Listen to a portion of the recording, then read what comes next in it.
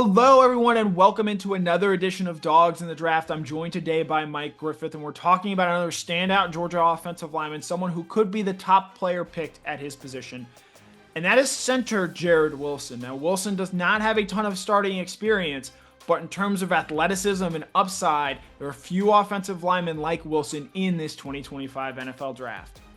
Well, you mentioned the athleticism, and that's the thing that jumps out. You're not used to seeing centers that are this athletic, and that matters when you look at the downfield blocking, the combo blocks.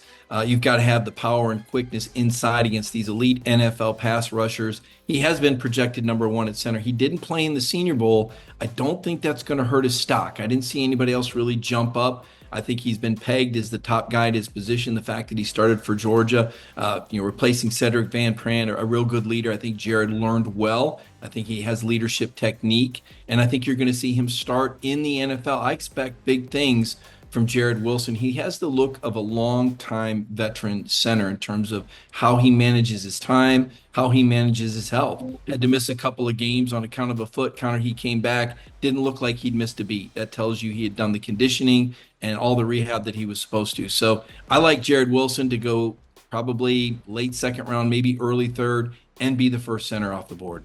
Yeah, this is a guy that I think has some ability to play either center or guard, but I think NFL teams see him as a center. You might be worried about the lack of starts, but this is a guy that played on loaded lines at the University of Georgia. You know he's not going to be afraid of competition. Played behind Cedric Van Pran Granger, who was a fifth-round pick to the Buffalo Bills last season. And I think with Jared, his athleticism is what really stands out from his time here at Georgia.